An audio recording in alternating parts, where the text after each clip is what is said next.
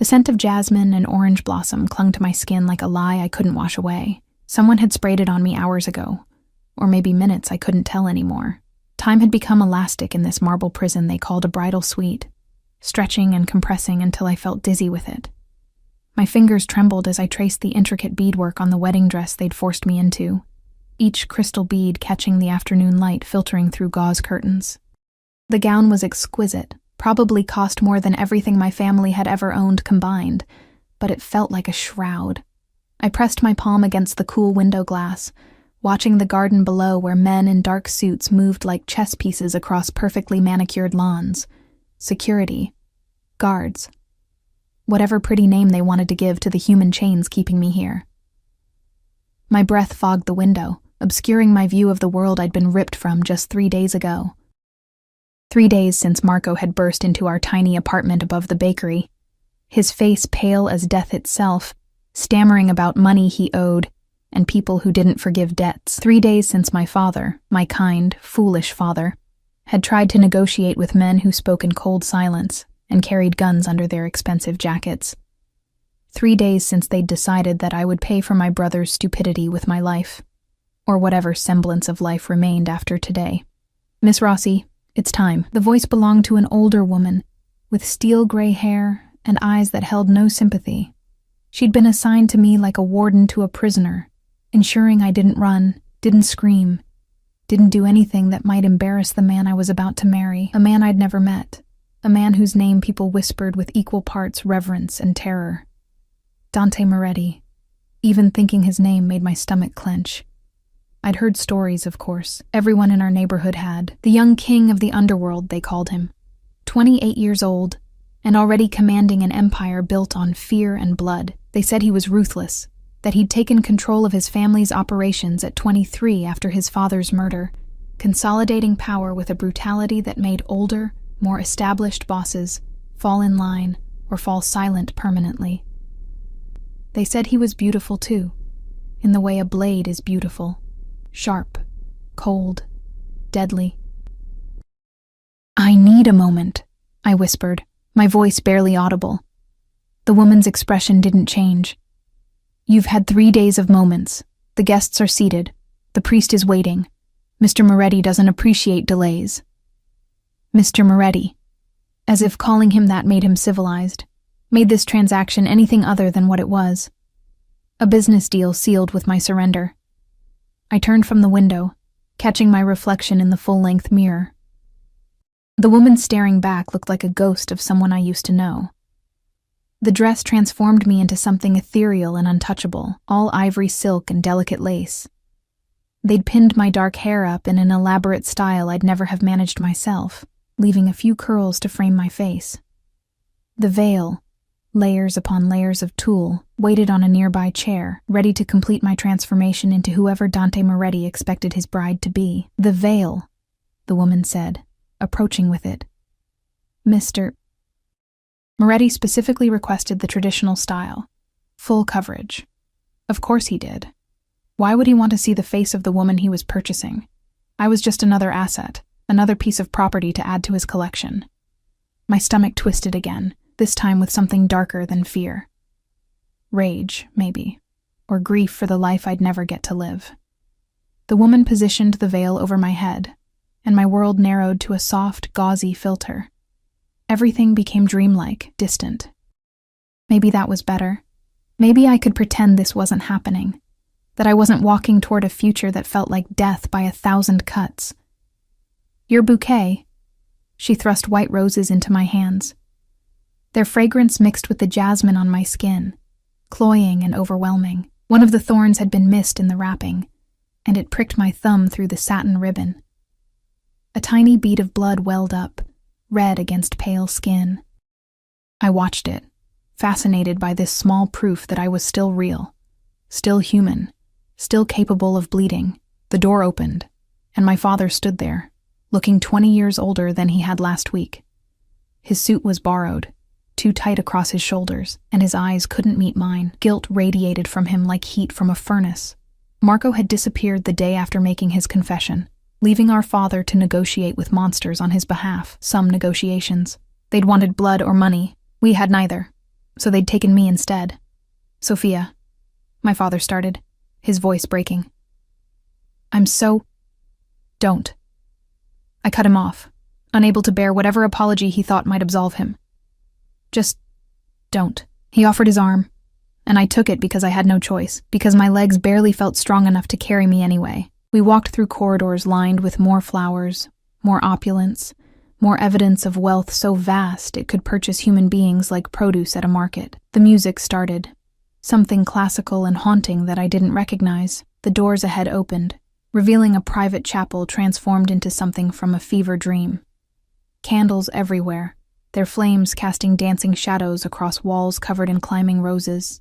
The pews held maybe 30 people, all strangers, all watching as I approached my execution dressed as a bride. And at the altar, with his back to me, stood a figure that made my breath catch despite everything. Even from behind, Dante Moretti radiated power. He wore a black suit that probably cost more than my father's bakery would make in a year, tailored so perfectly it looked like a second skin. His dark hair was styled in a way that seemed effortless, but probably wasn't, and his stance, feet slightly apart, shoulders back, spoke of absolute confidence. 2 men flanked him, dressed identically, their eyes scanning the room constantly. His security, always present, always watching. My father's grip on my arm tightened as we walked down the aisle. Each step felt like walking underwater. Everything slow and surreal. I could feel eyes on me, assessing, judging, but I kept my gaze fixed on the back of Dante's head, on the man who held my future in hands I'd heard could break bones without hesitation. We reached the altar, and my father practically pushed me forward before retreating to his seat. I stood there, alone, the veil still obscuring my vision, turning everything soft and blurred. The priest began speaking in Italian, words about sacred bonds and eternal commitment that felt like mockery under these circumstances. Dante still hadn't turned around. He stood rigid, almost bored, as if this entire ceremony was just another tedious business meeting. Maybe to him it was. The bride and groom will now face each other, the priest announced.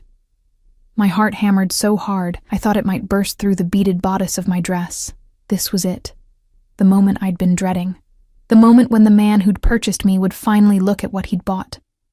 Dante turned, and even through the veil, I could see him. Could see the sharp lines of his jaw, the proud nose, the full lips pressed into a neutral line. Could see the way his dark eyes, almost black in the candlelight, swept over me with cool assessment. He was beautiful, just as they'd said. Beautiful in a way that felt dangerous, like staring at the sun. Tall, probably 6'2" or 6'3", with broad shoulders and a lean, muscular build his suit couldn't hide. His face was all elegant angles and aristocratic features, the kind of face that belonged on Roman statues, immortalized in marble. But it was his eyes that held me frozen. They were empty, cold, looking at me like I was a contract to be signed. Nothing more. The priest continued speaking, something about the traditions of unveiling the bride. Dante stepped closer, each movement controlled and deliberate. He smelled of sandalwood and something else.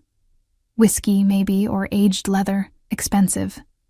Everything about him screamed expensive, controlled, dangerous.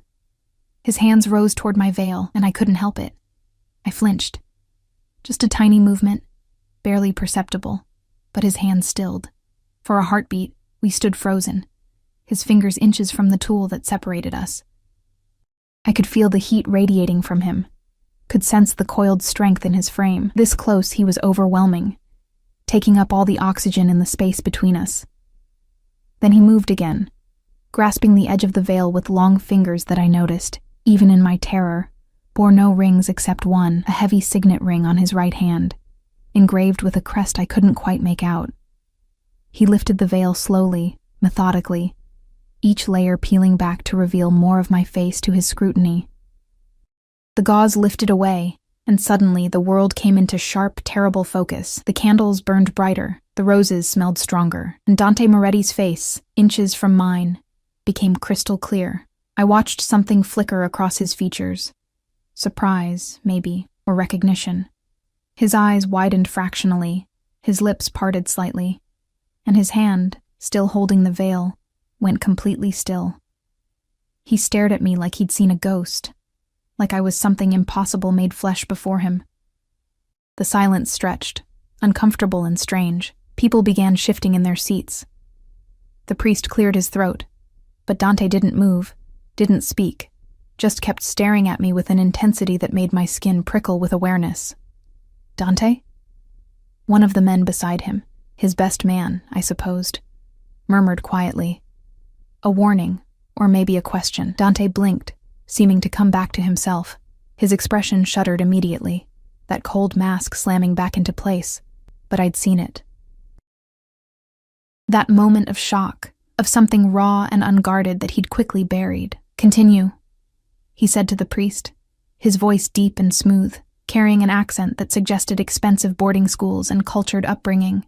But there was steel underneath, an edge that made it clear he was used to being obeyed without question. The priest hesitated, then launched into the vows. Traditional Catholic wedding vows that I was supposed to repeat, promising to love, honor, and obey a man who'd bought me like furniture. The words tasted like ash in my mouth, but I spoke them because what choice did I have? My father's life depended on this. My own survival depended on this. When it came time for Dante to speak his vows, his eyes never left my face. He recited the words flawlessly, but I barely heard them. I was too focused on trying to understand what I'd seen in those first unguarded seconds. Why had he looked at me like that? Like I mattered. Like I was more than just a transaction. The rings, the priest prompted. The best man produced 2 bands. One thick platinum for Dante, one delicate diamond-encrusted circle for me. Dante took my hand, and the contact sent electricity racing up my arm. His skin was warm, his grip firm, but not painful. He slid the ring onto my finger, and I noticed his hand was completely steady, while mine trembled like a leaf in a storm. My turn. I took his ring with shaking fingers, nearly dropping it before managing to slide it onto his hand. It looked right there, somehow, natural. I now pronounce you husband and wife, the priest declared. You may kiss the bride. Panic flooded through me. I hadn't thought about this part, about having to kiss him, about having to pretend intimacy with a stranger who'd bought me. Dante stepped closer, one hand coming up to cup my jaw. His touch was gentle, surprisingly so, his thumb brushing across my cheekbone in a gesture that might have been tender if I didn't know better. He leaned in, and I closed my eyes, unable to watch. His lips brushed against mine. Soft, warm, barely there. A kiss for show, for the witnesses, nothing more. But just before he pulled away, I felt him hesitate, felt his hand tighten slightly on my jaw, felt his breath hitch against my mouth. Then he was stepping back, his hand falling away, his expression blank once more. The chapel erupted in polite applause. I stood there, now Sophia Moretti, belonging to a man I didn't know, trapped in a life I didn't choose. Dante offered his arm, and I took it automatically. We walked back down the aisle together, his body rigid beside mine, my hand resting on his forearm, feeling the tension coiled beneath his suit jacket. The doors opened to reveal a waiting car, a black Mercedes with tinted windows, and a driver standing at attention. 2 more security vehicles were visible beyond it. Of course. A man like Dante Moretti didn't go anywhere without an army. He handed me into the car with impersonal efficiency, then slid in beside me. The door closed, sealing us in leather-scented silence. The driver pulled away from the chapel, and I watched through the window as the only world I'd ever known disappeared behind us. We need to talk. Dante's voice made me jump. I turned to find him watching me with that same intense focus, his body angled slightly toward mine in the spacious back seat. About what? I managed, proud that my voice didn't shake. About why you look exactly like the woman my father was going to marry before someone put a bullet in his head. The world tilted, my vision blurred at the edges. And the last thing I saw before darkness claimed me was Dante's hand reaching out to catch me as I fell. I woke to the smell of leather and cologne, my cheek pressed against something warm and solid. For a disoriented moment, I couldn't remember where I was, why my body felt heavy and strange, why expensive fabric rustled against my skin with each breath. Then it all came rushing back, the wedding, the veil, Dante's face when he'd seen me, his words about his father, about someone who looked like me, about bullets and death. I jerked upright, realizing with horror that I'd been leaning against Dante's shoulder. He sat perfectly still beside me, one arm extended along the back seat behind me, not touching, but close enough that I could feel the heat radiating from him. His other hand held a phone to his ear, and he was speaking rapid Italian in a low, controlled voice that somehow sounded more dangerous than shouting would have. "No, Marco. I don't care what Romano thinks. Double the security at the warehouse and have Luca run background on everyone hired in the last 6 months. Yes, everyone." He paused, listening, his jaw tightening. "Because my wedding day seems like an excellent time for our enemies to make a move, and I won't be caught unprepared."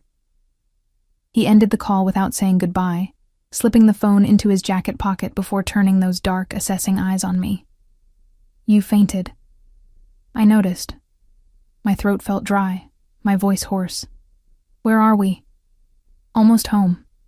He reached forward, opened a small compartment, and retrieved a bottle of water. He opened it before handing it to me, the gesture somehow both considerate and controlling, taking care of me while making it clear he was in charge even of this small thing.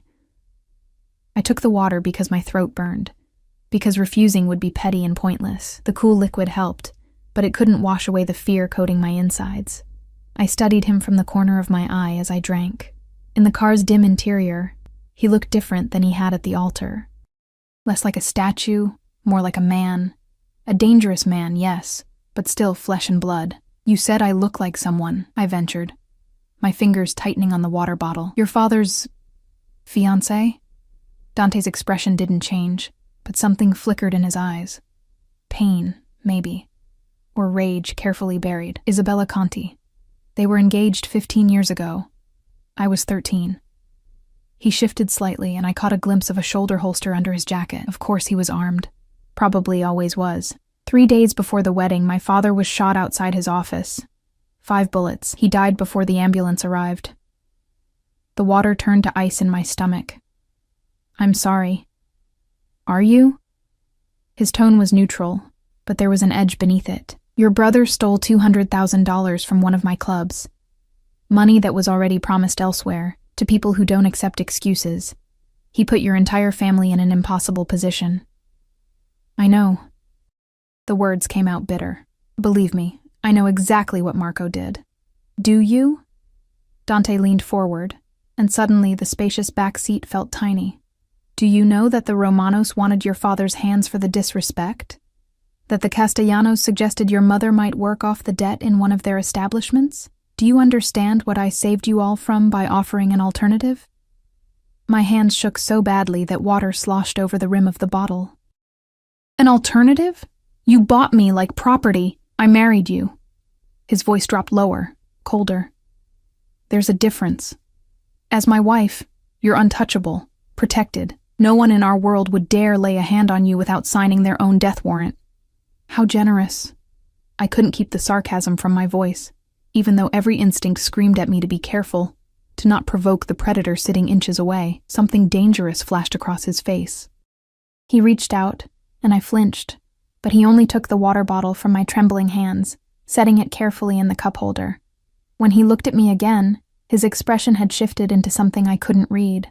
"Let me make something very clear, Sophia." My name on his lips sent an unwanted shiver down my spine. "I don't know why you look so much like Isabella. I don't know if it's coincidence or something more calculated, but I will find out. Until then, you'll stay close, where I can see you, where I can protect you from whoever might want to use this resemblance against me. Protect me." I laughed, the sound edged with hysteria. "You're the one I need protection from." His jaw clenched. "You think I'm the danger here? You have no idea what's out there, Kara. No idea what men in my world do to vulnerable women they think they can use as leverage." He leaned even closer, invading my space completely. "But you're about to learn. Because as of today, you're not just Sophia Rossi anymore. You're Sophia Moretti. And that name comes with enemies you can't even imagine." The car slowed, turning through massive iron gates that opened automatically. Beyond them, a driveway wound through manicured grounds toward a house that made me forget how to breathe. It wasn't a house. It was an estate. 3 stories of pale stone and endless windows, with wings extending on either side of a central entrance that featured columns and architectural details that belonged in a museum. "This is where you live?" The question came out as barely a whisper. "Where we live now." Dante's correction felt like a brand. 32 rooms, 15 acres, security better than most government buildings. The only place in this city where I can guarantee your safety. Or guarantee my imprisonment, I thought, but didn't say. The car stopped in front of the main entrance, where a man in a black suit immediately opened Dante's door. Another opened mine, offering a hand to help me out. I took it because my legs felt weak, because the wedding dress made movement difficult, because everything about this day had left me feeling hollowed out and unsteady. Dante came around the car, dismissing the men with a subtle gesture before offering his arm. "Come. I'll show you to your room. You'll want to rest before dinner." "My room?" I looked at him sharply. "Not our room?" Something flickered across his face. Surprise, maybe, or approval. "Did you think I'd force myself on my unwilling bride?" His voice carried an edge of dark amusement. "I may be many things, Sophia, but I'm not a rapist. You'll have your own space, your own sanctuary, if you will." I didn't trust it, didn't trust him, but I had no choice except to take his arm and let him lead me up the stone steps. The front door opened before we reached it, held by a middle-aged woman in professional attire who looked me over with shrewd, assessing eyes. "Mrs. Chen," Dante said. "This is my wife, Sophia. She'll be taking over management of the household. Please ensure all the staff are made aware." Mrs. Chen's expression didn't change, but I saw calculation in her gaze. "Of course, Mr. Moretti." "Welcome, Mrs. Moretti. I've prepared the East Wing suite as you requested." The interior of the house stole what little breath I had left. Marble floors, soaring ceilings, artwork that probably cost more than most people earned in a lifetime. A massive staircase curved up to the second floor, its banister gleaming dark wood carved with intricate designs. Everything spoke of old money, established power, a legacy built on foundations I didn't want to examine too closely. Dante guided me up the stairs, his hand settling on the small of my back, possessive, proprietary. I wanted to shake it off but didn't dare. Other staff members appeared and disappeared like ghosts, all of them watching us with expressions carefully neutral. How many people worked here? How many eyes would be tracking my every move? We reached the second floor and walked down a corridor lined with more art, more evidence of wealth so vast it seemed obscene. Finally, Dante stopped at a set of double doors. He pushed them open, revealing a suite that looked like something from a luxury magazine. The bedroom was enormous, dominated by a 4-poster bed draped in silk. Floor-to-ceiling windows overlooked the grounds, offering views of gardens and distant trees. A sitting area, with a fireplace, occupied one corner. 2 more doors led to what I assumed were a bathroom and closet. "Your sanctuary," Dante said, his voice unreadable. "The closet has been stocked with clothes in your size. The bathroom has everything you should need. If you require anything else, press 9 on the phone. Someone will assist you." I walked into the room slowly, my heels clicking on hardwood floors, partially covered by Persian rugs that probably cost more than my father's bakery. It was beautiful. It was perfect. It was a gilded cage. "Where's your room?" The question escaped before I could stop it. Dante's lips curved into something that might have been a smile on someone less dangerous. "Across the hall. Close enough to protect you, far enough to let you breathe." He paused in the doorway. "Dinner is at 8. Mrs. Chen will send someone to help you dress." "I can dress myself. I'm sure you can." His eyes traveled over me slowly, assessing in a way that made heat crawl up my neck. "But you're the wife of Dante Moretti now. Appearances matter. Everything matters." He stepped back into the hallway. "Rest, Sophia. You look exhausted." The doors closed, and I heard the soft click of a lock. I rushed forward, testing the handle. It opened easily, not locked, not trapped. But when I peered into the hallway, I saw a man in a dark suit positioned near the stairs, his posture alert, his jacket bulging slightly in a way that suggested a weapon underneath. Not locked, just watched. I closed the door and leaned against it, the wedding dress suddenly feeling suffocating. I reached back, fumbling with the buttons, finally managing to unfasten enough of them to let the heavy gown slide down my body and pool on the floor. Standing in just my undergarments, I felt vulnerable and exposed despite being alone. The bathroom was as spectacular as everything else. Marble and gold fixtures, a tub large enough to swim in, a separate shower that could fit 4 people. I turned on the shower, letting the water heat while I caught sight of myself in the mirror. I looked different. My makeup was smudged from fainting, my carefully styled hair coming undone, but it was my eyes that held me frozen.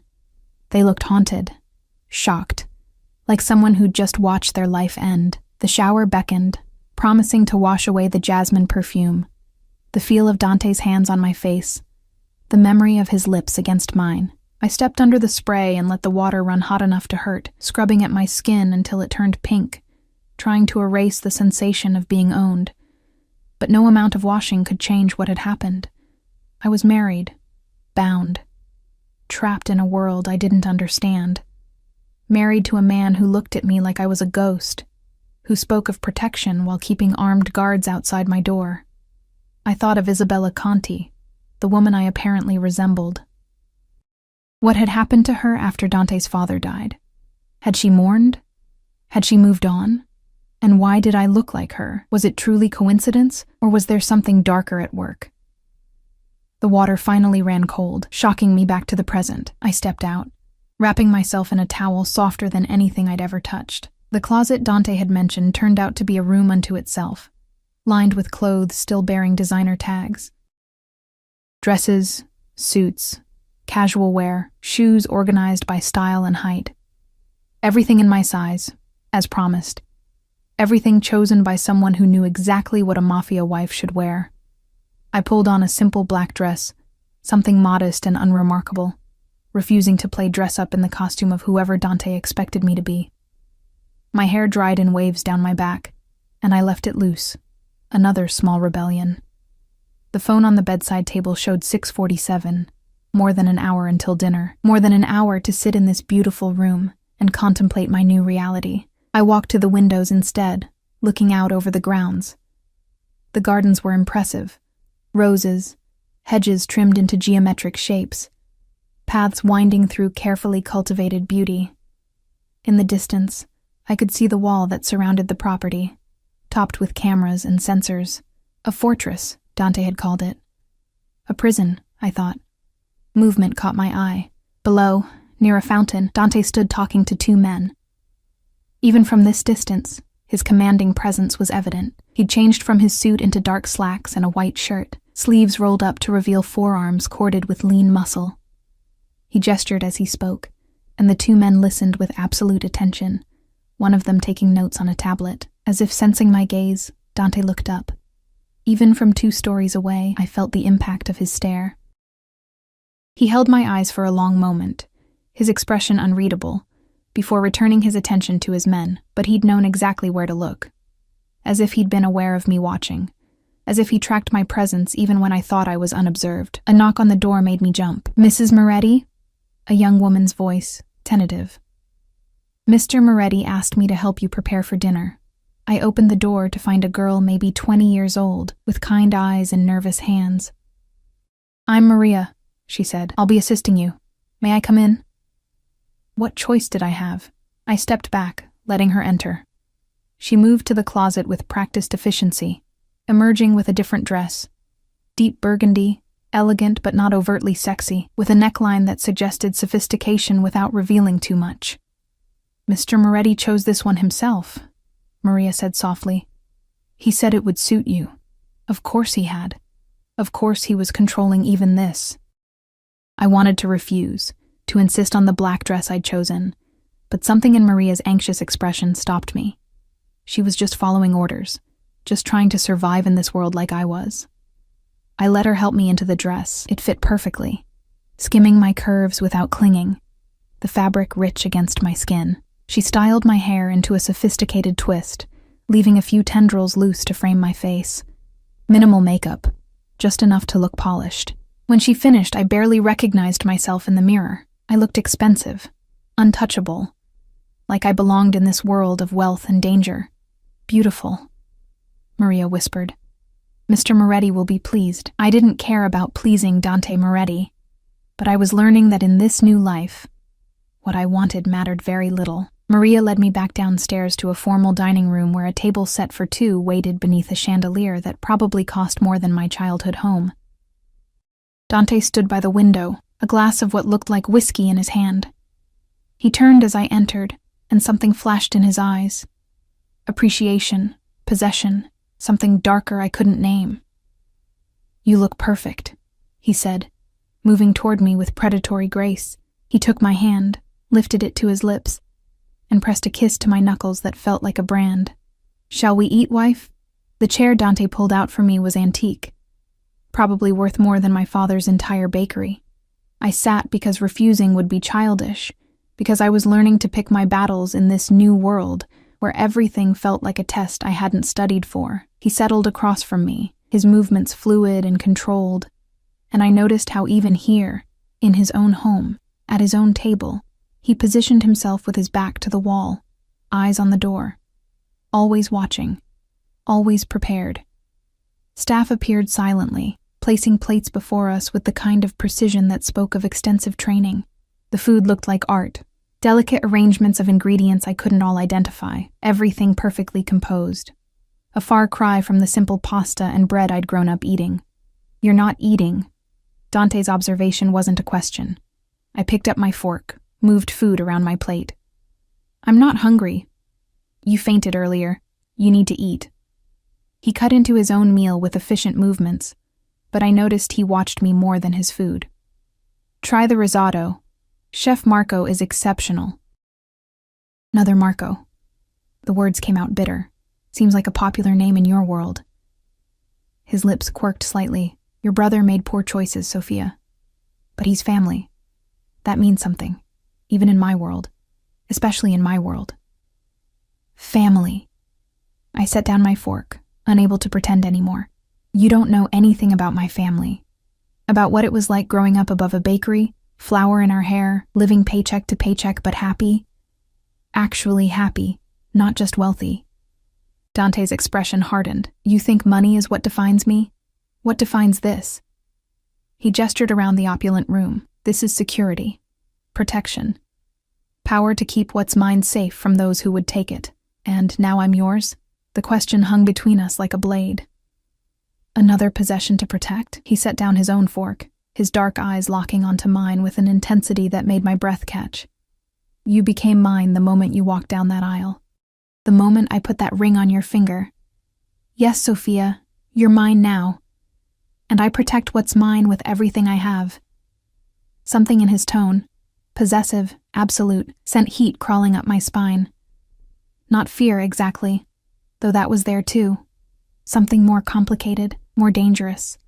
"I want to know about Isabella." I forced the words out, needing to understand, needing something to make sense in this impossible situation. If I look so much like her, I deserve to know why. Dante studied me for a long moment, his fingers drumming once against the table, the first restless gesture I'd seen from him. Finally, he reached for his whiskey, took a slow sip, and leaned back in his chair. "Isabella Conti was 23 when my father met her. Beautiful, intelligent, from a respectable family with no connections to our world. He was 45, widowed for 3 years. My mother died when I was 10, cancer." He paused, something painful flickering across his features. He fell hard for Isabella, completely. I'd never seen him like that, not even with my mother. He was transformed. I found myself leaning forward despite my intention to remain distant. "What happened to her? After your father died?" "She disappeared." His jaw clenched. "The day after the funeral, she was gone. No note, no explanation. Her family claimed they had no idea where she'd gone. Every resource I had, even at 13, I used to try to find her. Nothing. It was like she'd never existed. Maybe she was grieving, or maybe she was involved." The words came out sharp, edged with old pain. Maybe she knew what was coming. Maybe she was part of it. The implication hung heavy in the air. "You think she helped kill your father?" I don't know what to think. He drained his whiskey, set the glass down with controlled precision. "For 15 years, I've searched for answers, for her. And then you walk down that aisle and it's like seeing a ghost. Like the universe is playing some sick game. I touched my face self-consciously. I'm not her. I'm just me. Sophia Rossi. Nobody important. Sophia Moretti, he corrected, his voice dropping lower. And you're important because I say you are. Because you're my wife. Because... He stopped, seeming to catch himself. Because I need to understand this connection. A staff member entered to clear our barely touched plates, and the moment broke. Dante stood, buttoning his jacket. There's something I want to show you. Every instinct screamed not to follow him deeper into this house, deeper into his world. But curiosity won over caution. I rose, letting him guide me through corridors I hadn't seen before, past rooms I couldn't begin to guess the purpose of, until we reached a door that required both a key and a fingerprint scan to open. The room beyond stole my breath. It was a study, but not like any I'd seen before. One wall was entirely covered with information. Photos, documents, maps, strings connecting various pieces like some detective's obsession made manifest. And in the center of it all was a photograph of a woman who could have been my twin. I walked toward it slowly, my legs feeling disconnected from my body. Isabella Conti stared back at me from the photo, and it was like looking into a mirror across time. Same dark hair, same bone structure, same full lips and wide eyes. The resemblance was uncanny, impossible, terrifying. Now do you understand? Dante's voice came from directly behind me, close enough that I could feel his breath on my neck. Why I couldn't just ignore your brother's debt. Why I had to have you close, where I could watch you, study you, figure out what this means. I spun to face him, finding him much closer than I'd expected. I'm not part of some conspiracy. I didn't even know your father existed until 3 days ago, didn't you? He reached out, his fingers catching a strand of my hair that had escaped its pins. Or is that just what you want me to believe? This is insane. I tried to step back, but the wall of information was behind me. You're seeing connections that aren't there because you want answers so badly you'll find them anywhere. His hand moved from my hair to my jaw, tilting my face up to his. Then explain it. Explain how you look exactly like the woman who vanished after my father's murder. Explain the coincidence. I can't. Frustration and fear made my voice shake. I don't know anything about Isabella Conti. My parents met in Naples 27 years ago. They moved here before I was born. We're nobody, Dante. Just ordinary people who got caught up in my brother's stupidity. He studied my face like he could read truth in the lines of it, his thumb brushing across my cheekbone in that same gesture from the chapel.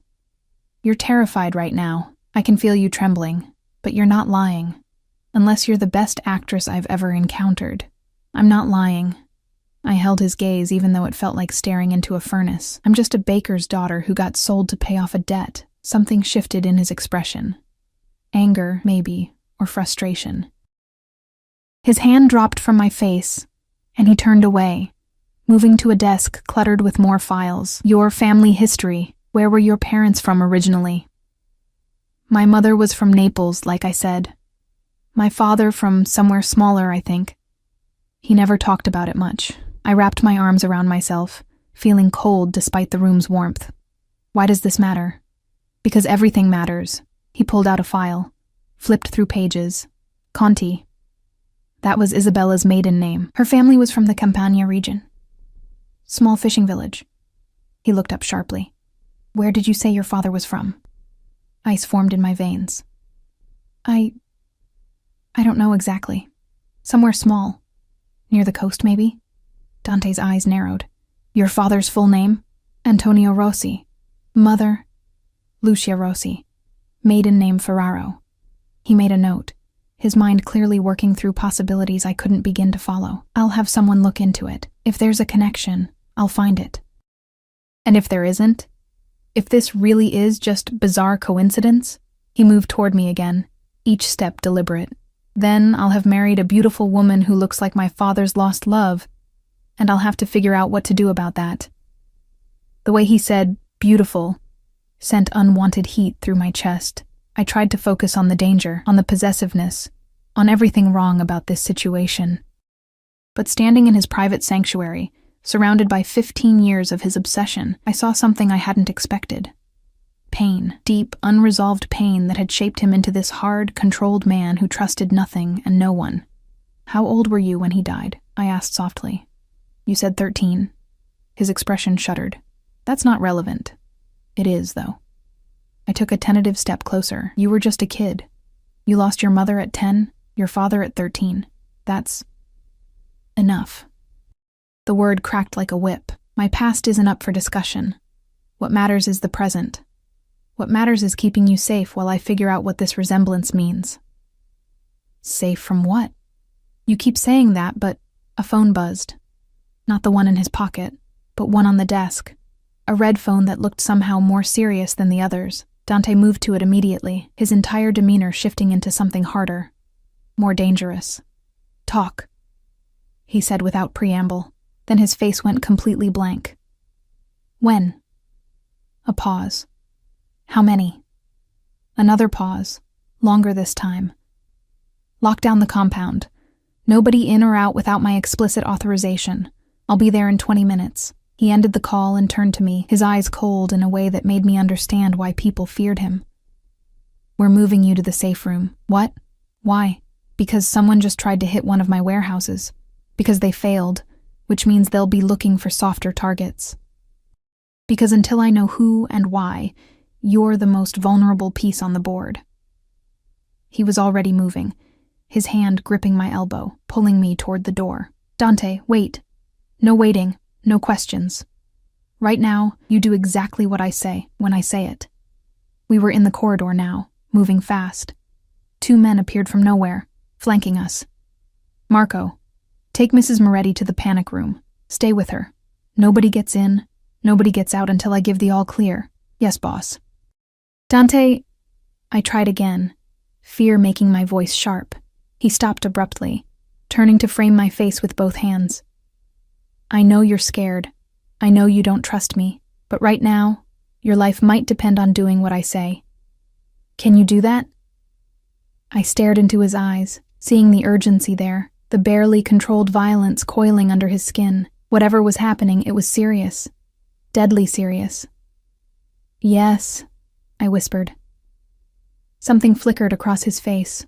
Relief, maybe, or approval. He pressed a hard, quick kiss to my forehead. "Good girl. Go with Marco. I'll come for you when it's safe." Then he was gone, moving down the corridor with lethal purpose, already on his phone, already issuing orders in that cold, commanding voice. Marco. Not my brother Marco, a different Marco, older and scarred, gestured toward a different corridor. "This way, Mrs. Moretti. Quickly." I followed because I had no choice, my mind racing, an attack, on Dante's operations. Did that mean I was in danger too? Or was this about something else entirely? We descended stairs I hadn't known existed, going down, down, until we reached a reinforced door that required multiple security measures to open. Beyond it was a room that looked like a luxury bunker. Comfortable furniture, supplies, monitors showing various views of the property. "You'll be safe here," Marco said, his tone almost gentle. "Mr. Moretti had this built specifically to protect what matters most. He won't let anything happen to you." "You sound certain of that." "I've worked for him for 10 years, ma'am.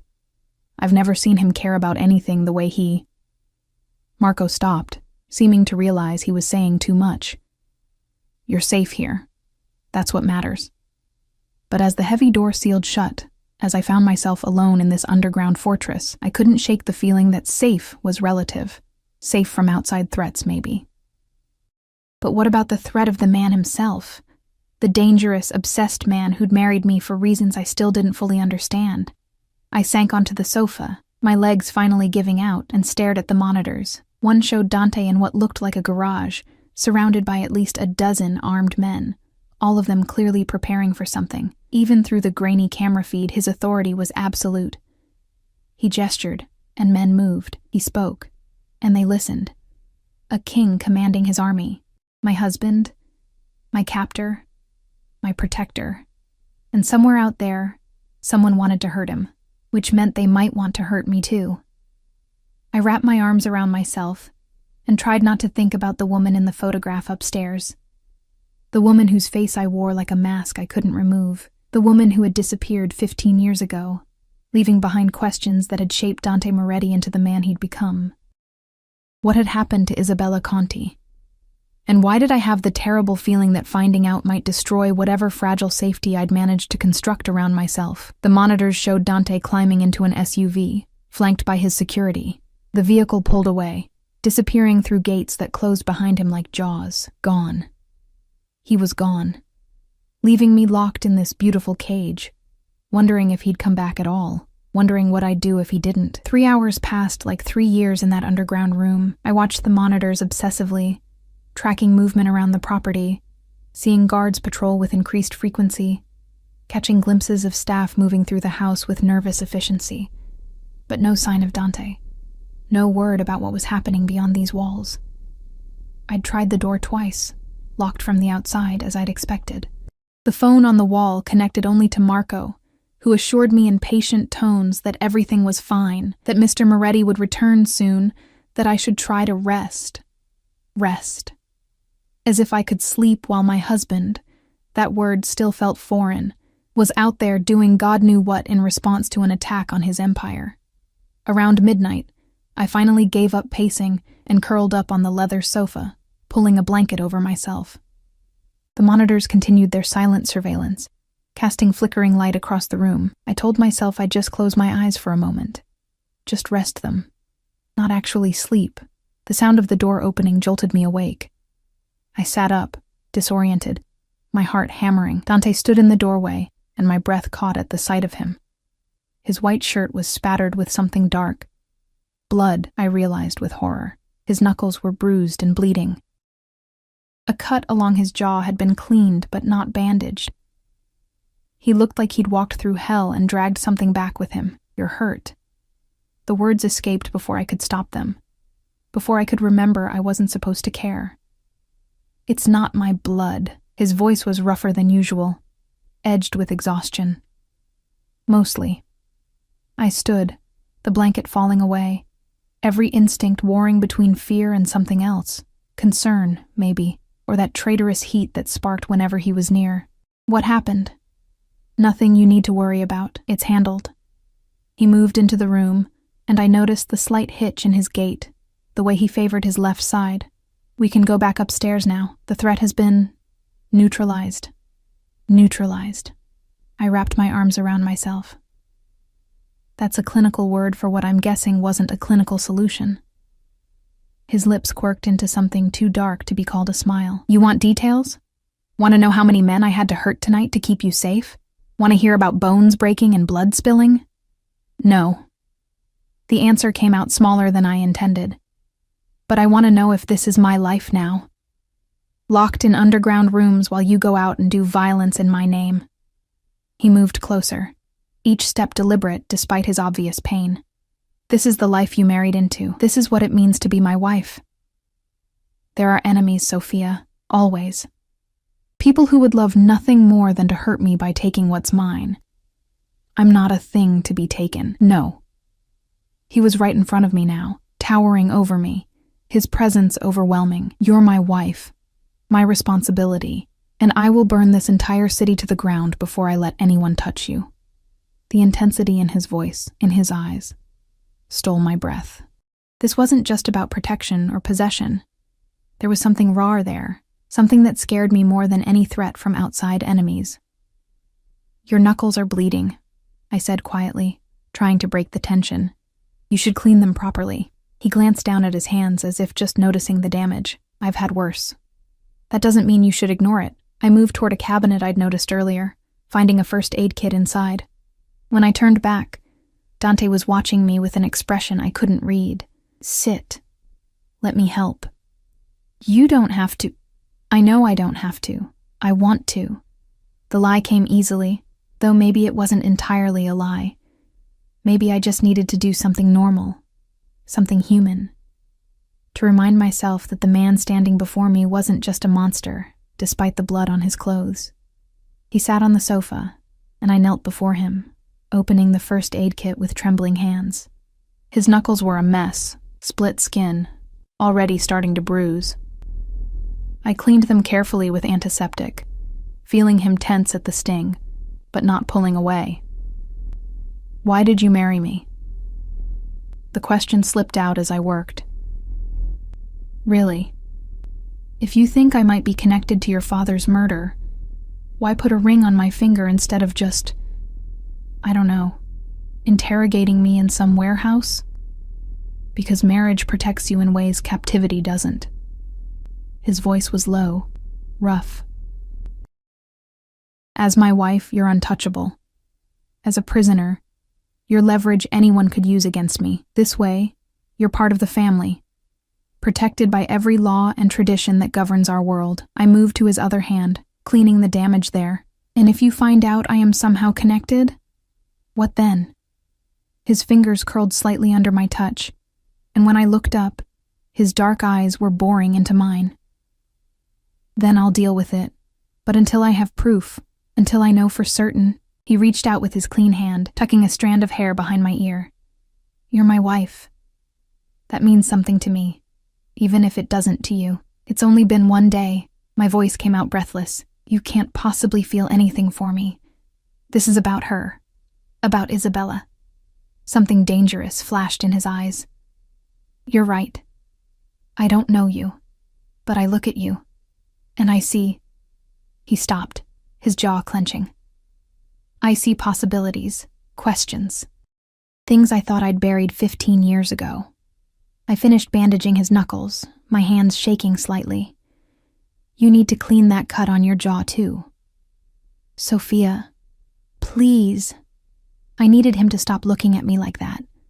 Like I was both the answer and the question. Like I mattered in ways that went beyond conspiracy theories and resemblances to dead women's fiancés. He sighed, but tilted his head, giving me access to the cut. I dampened a clean cloth and pressed it gently against the wound. He hissed but didn't pull away, his eyes never leaving my face. "You're good at this," he murmured. "Playing nurse. My mother got sick a lot when I was younger. I learned." The memory hurt. Simpler times when the biggest worry was whether we'd have enough money for medicine, not whether my husband was going to come home covered in blood. "Tell me about her. Your family." His request surprised me. "Why?" "Because I want to know you. Because you're my wife, and I know nothing about you except that you're afraid of me and you look like a ghost from my past." I sat back on my heels, considering. Maybe giving him pieces of my ordinary life would help him see I was just a person, not some pawn in an ancient game. My mother is kind. Too kind, maybe. She sees the best in everyone, even when they don't deserve it. My father works too hard, always has. The bakery has been in his family for 3 generations. And Marco, my voice caught. Marco was the golden child. Smart, charming, always getting into trouble, but somehow getting out of it too. Until he didn't. "Your brother stole from me because of a gambling debt," Dante said quietly. "Did you know he had a problem?" "No. None of us did. He hid it well." Bitterness crept into my tone, right up until he destroyed everything. He didn't destroy everything. Dante's hand came up to cup my jaw, forcing me to meet his eyes. "He changed things, drastically. But you're alive, Sophia. Your family is alive.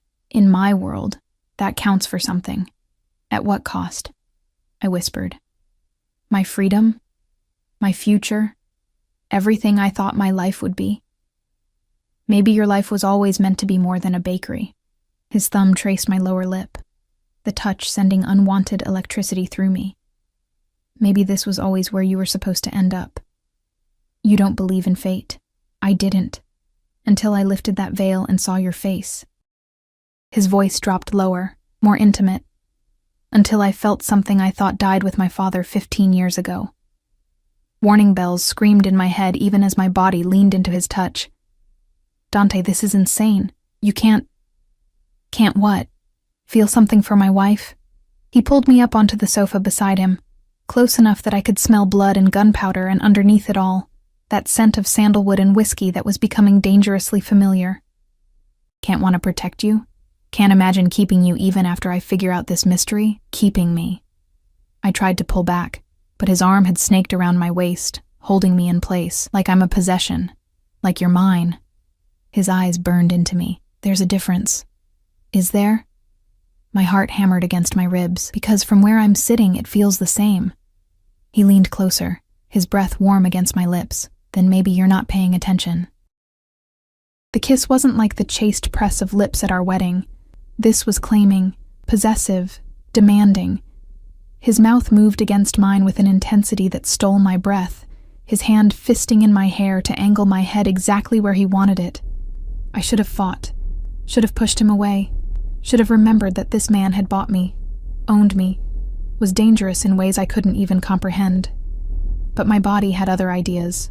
My hands found his shoulders, gripping the blood-stained fabric of his shirt as I kissed him back with equal desperation. It was wrong and terrifying, and somehow exactly what I needed after hours of fear and uncertainty. When he finally pulled back, we were both breathing hard. His eyes had gone nearly black with want, his grip on my waist tightening. This doesn't change anything, I managed, my voice shaking. I'm still here against my will. You still don't know if you can trust me. No, he pressed his forehead against mine. But I know I don't want to let you go. I know that the thought of someone hurting you tonight made me capable of things that would horrify you. I know that 3 days isn't enough time to feel this way about someone. But here we are. Feel what way? I needed him to say it, needed to hear the words even though they terrified me. Possessive, protective, obsessed. Each word was punctuated with a soft kiss along my jaw, like you're the answer to a question I've been asking for 15 years, even if I don't understand how yet. I pulled back enough to look at him properly, seeing past the blood and violence to the man underneath. Damaged, lonely, carrying grief that had shaped him into something hard and unyielding. What if I'm not her? What if this resemblance is just cruel coincidence, and there are no answers? Then I'll have to learn to live with the questions. His hand came up to cradle my face. But I'll do it with you beside me, as my wife, as mine. The possessiveness should have angered me, should have made me fight harder. But exhaustion and fear and the aftermath of adrenaline had left me wrung out, unable to summon the energy to resist. I'm tired, I whispered. So tired of being scared. Something softened in his expression. Then let me take you to bed. Your bed, he clarified, seeing the panic that must have shown on my face. I told you. I won't force myself on you, but I will keep you safe, even if that means sleeping outside your door like a guard dog. The image was absurd enough to draw a watery laugh from me. The great Dante Moretti, sleeping on the floor. For you? Apparently, yes. He stood, pulling me up with him, his hands gentle despite their strength. Come, you need rest. Tomorrow we'll start investigating your family history. See if there's really a connection to Isabella, or if this is just the universe playing games. We made our way back upstairs, Dante's hand never leaving the small of my back. The house was quiet, most of the staff having retired. Only a few guards remained visible, their eyes tracking our progress with professional detachment. At my door, Dante paused. Lock it if it makes you feel safer. But know that I'll be right across the hall. If you need anything at all, you call for me. Why? The question escaped before I could stop it. Why do you care so much? He studied me for a long moment, something raw and painful flickering across his features. Because when I lost my father, I lost the ability to feel much of anything. I buried it all under concrete and steel, built walls so high nothing could touch me. And then you walked down that aisle, and for the first time in 15 years, I felt something crack, something break open. He leaned in, pressing a soft kiss to my forehead. Maybe you're dangerous, Sophia. Maybe you'll destroy me, but right now, I don't care. Right now, I just want to keep you close and figure out why looking at you feels like coming home to a place I've never been. Then he was gone, crossing the hall to his own door, leaving me standing in my doorway with my heart racing and my mind spinning. I entered my room, locking the door as he'd suggested, and leaned against it. trying to process everything that had happened.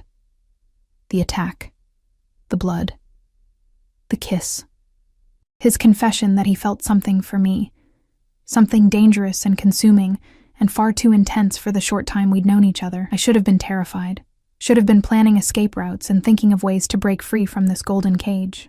But as I changed into the silk nightgown someone had left on my bed, as I slipped under covers softer than clouds, all I could think about was the look in Dante's eyes when he'd kissed me, like I mattered, like I was more than a transaction or a resemblance or a puzzle to solve, like I was his, and he was willing to burn the world to keep it that way. I closed my eyes, exhaustion finally claiming me, and my last thought before sleep took me was that I was in terrible, terrible danger. Not from outside threats or mysterious attackers, but from the possibility that I might actually be starting to care about the monster who'd made me his wife. Morning light filtered through the gauze curtains, painting golden stripes across my bed. For a moment, one blissful, disoriented moment, I forgot where I was. Then reality crashed back with the weight of the diamond ring on my finger, the silk sheets against my skin, the memory of blood on white fabric and a kiss that had tasted like danger and something darker. A soft knock interrupted my spiraling thoughts. "Mrs. Moretti, may I come in?" "Maria." I sat up, pulling the covers around myself. "Yes." She entered carrying a tray, coffee, fresh fruit, pastries that smelled like they'd just come from the oven. "Mr. Moretti asked me to bring you breakfast. He's in meetings all morning, but requests that you join him in his study at noon." Requests. Such a polite word for what was clearly a command. "Thank you." I took the coffee gratefully, letting the warmth seep into my hands. "Maria? How long have you worked here?" She set the tray on the bedside table, her movements careful. 3 years, ma'am." "Have you ever seen Mr. Moretti like this, with someone?" Her eyes widened slightly, and I saw calculation there, weighing what was safe to say. "No, ma'am. Mr. Moretti keeps his personal life very private." The staff was surprised to learn of the wedding. "But..." She hesitated. "But what?" "He's different since you arrived. More present. He usually buries himself in work, barely notices when we're in the room. But yesterday he changed his entire schedule. And last night, when he returned from handling the situation, the first thing he did was check on you. That's not like him." The information sat heavy in my chest. I didn't want to matter to him, didn't want this strange connection that seemed to be forming despite every reason it shouldn't exist. After Maria left, I showered and dressed in clothes from the extensive wardrobe, dark jeans and a simple cream sweater, refusing to play dress-up more than necessary. My reflection showed a woman who looked more rested than she felt, her eyes holding shadows that hadn't been there 4 days ago. I had hours before noon, hours to explore this prison or cage or home. I still wasn't sure which word fit best. I left my room, immediately noticing the guard positioned discreetly down the hall. He nodded at me but didn't speak, his presence both reassuring and restricting. The house revealed itself slowly as I wandered. A library with floor-to-ceiling books, many in Italian. A music room with a grand piano that looked antique and probably priceless. A conservatory filled with exotic plants and the sound of a fountain. Each room spoke of wealth accumulated over generations, of power that came with old money and older traditions. I found myself drawn back to the formal dining room where we'd eaten last night, studying the portraits on the walls. Moretti ancestors stared down with stern expressions, their painted eyes following me as I moved. I stopped at one, a man in his 40s with Dante's eyes and jaw, painted maybe 20 years ago. My father. Dante's voice behind me made me jump. He stood in the doorway, wearing dark slacks and a charcoal shirt, looking like he'd slept and showered away all evidence of last night's violence. Only the cut on his jaw and his bandaged knuckles remained, commissioned when I was 8. He hated sitting for it. "You look like him." "So I've been told." He moved closer, studying the portrait with an expression I couldn't read. He was a hard man. Fair, but hard. Demanded excellence, accepted nothing less. But he loved deeply when he let himself. Like with Isabella. Yes. He turned to me, his dark eyes intense in the morning light. I had my people working through the night. Your family history. Looking for connections. My stomach clenched. And? Your father's village, San Marco, on the coast of Campania. Population less than 500. He pulled out his phone, showed me a photo of a small fishing village. White buildings clustered around a harbor, boats bobbing in azure water. Isabella's mother was from the same village. They would have been the same generation. The floor seemed to tilt. That doesn't mean... Your father's mother was named Conti before she married. Maria Conti. His voice was gentle but relentless. Isabella's aunt. I gripped the back of a nearby chair, needing support. No, that's impossible. My father never mentioned... because he probably didn't know the significance. Small villages. Everyone is related somehow, but it means you and Isabella are cousins. Second cousins, but still family. He pocketed his phone. It explains the resemblance, genetics expressing similarly across generations. Relief and confusion warred in my chest. So I'm not... There's no conspiracy, just family resemblance. Just family. Something flickered in his eyes, disappointment, maybe, or relief of his own. Which means you're innocent in all this. Just a woman caught in her brother's mess, paying for his sins. And now? What happens now that you know? I forced myself to meet his gaze. Do you let me go? Annul the marriage? His expression hardened. Is that what you want? I want... The words stuck in my throat. What did I want? Freedom, yes. My old life back.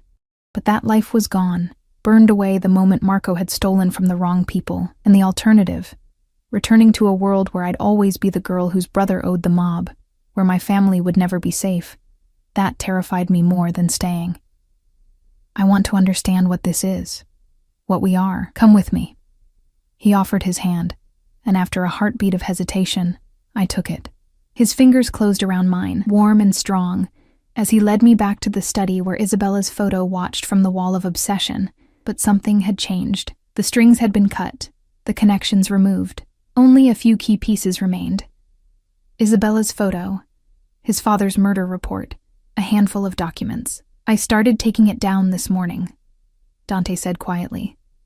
15 years of searching, and the answer was simpler than I thought. She wasn't part of the murder.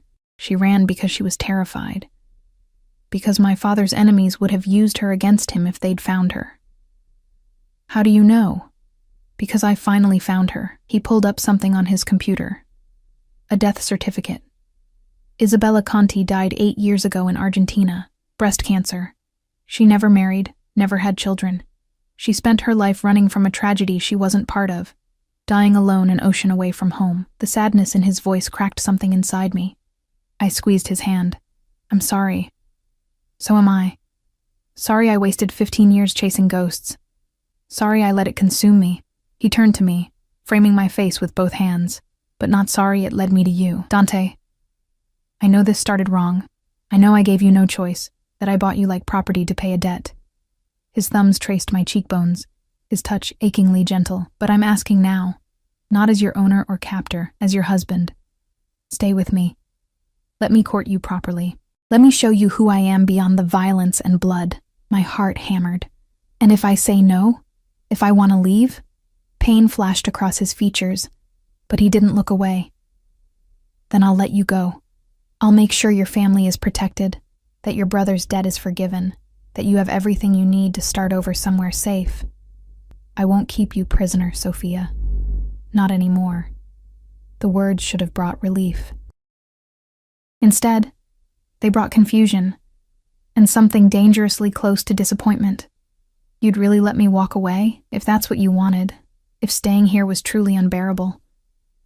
His forehead pressed against mine, but I'm hoping you'll give me a chance. Give us a chance. Because when I look at you, I don't see Isabella anymore. I see you. Sophia. The woman who bandaged my hands without being asked. Who stood up to me even when she was terrified. Who kisses me back like maybe, just maybe, she feels this thing between us too. This thing that's only existed for 2 days. Time is relative when you've been numb for 15 years. His lips brushed mine, soft and questioning. So what do you say, wife? Will you stay? I should have said no. Should have demanded my freedom and run back to my simple life. But that life was ashes now, and standing here in Dante's arms, I realized something terrifying. I didn't want to leave. Not yet. Maybe not ever. I'll stay, I whispered, but on conditions. He pulled back slightly, curiosity and hope warring in his expression. Name them. I want to see my family. Regularly. I want them protected. Always. I took a breath. I want to know what you do. No more secrets about warehouses and attacks and whatever violence comes with your world. If I'm part of this life, I need to understand it. Done. I want my own money, my own accounts. So if I ever decide to leave, I can. His jaw tightened, but he nodded.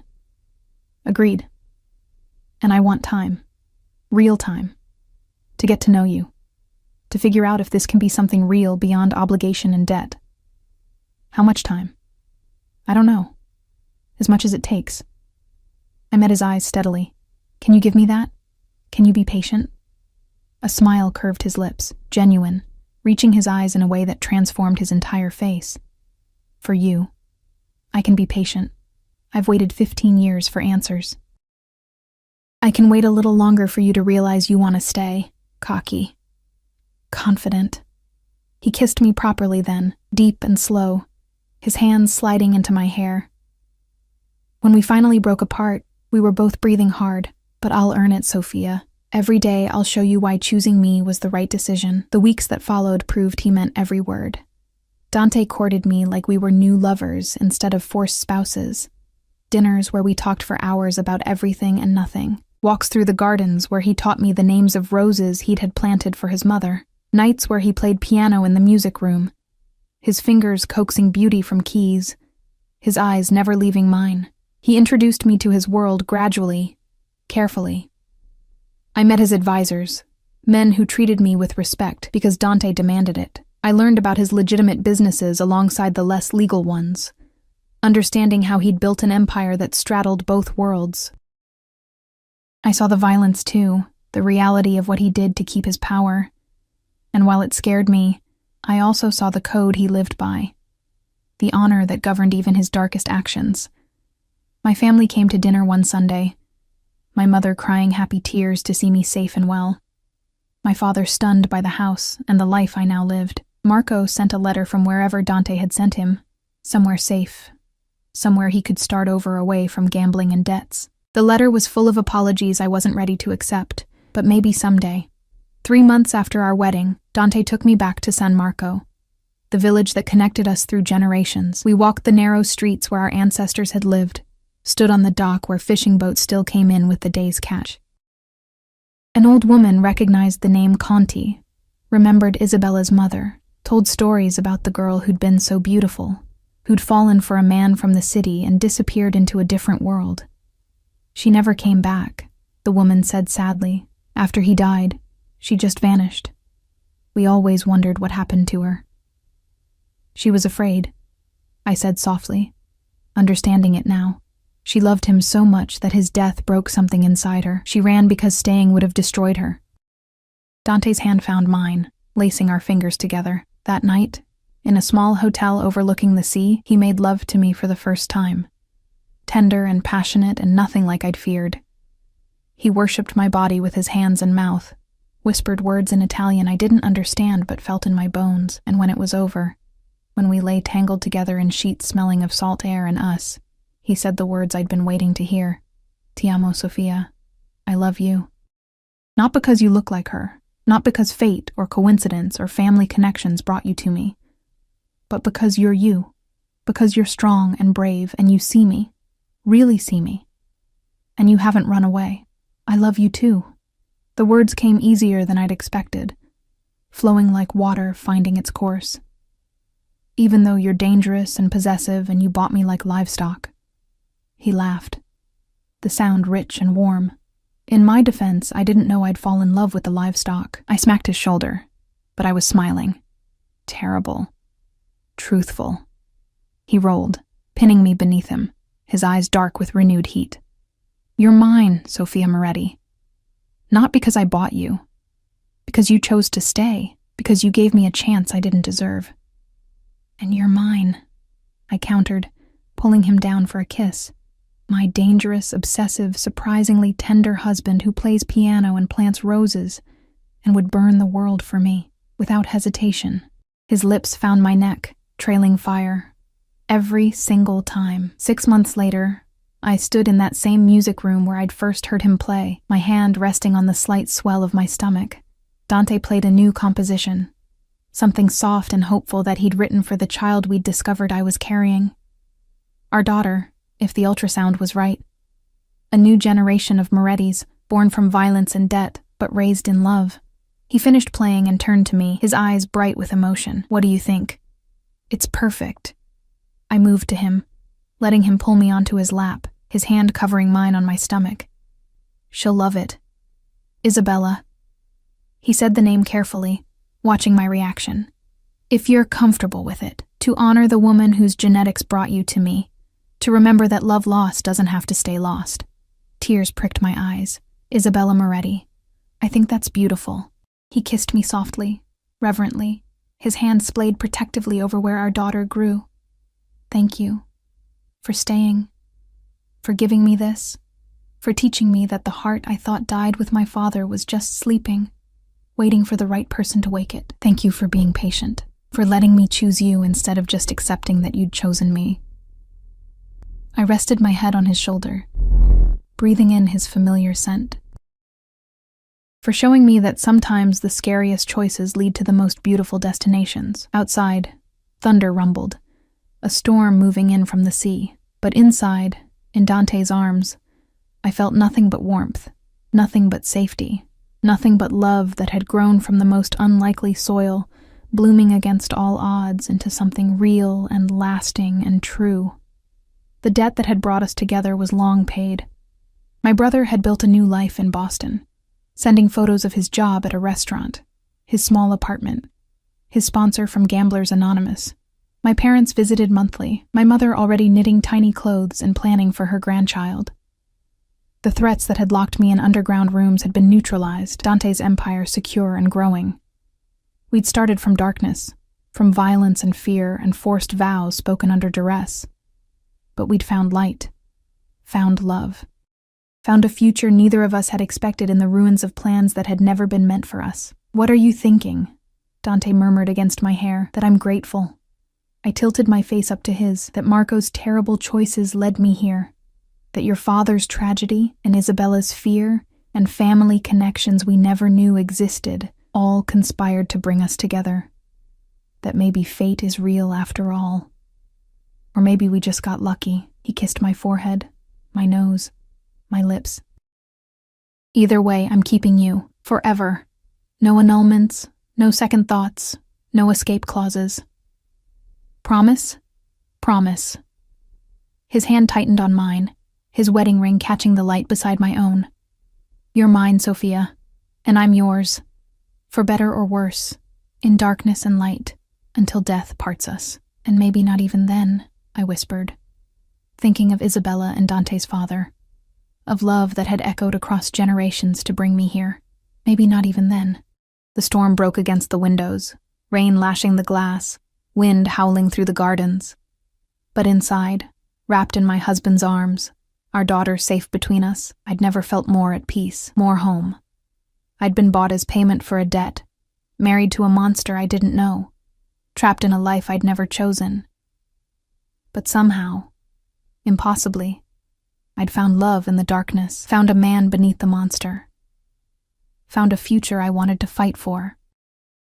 And as Dante carried me upstairs to our bedroom, not separate rooms anymore, but one shared space where we built our life together, I knew with absolute certainty that I'd made the right choice. To stay, to love, to build something beautiful from broken pieces. To become exactly who I was always meant to be. Sophia Moretti, wife of the most dangerous man in the city, mother-to-be, and the woman who'd finally taught a heart frozen in grief how to beat again.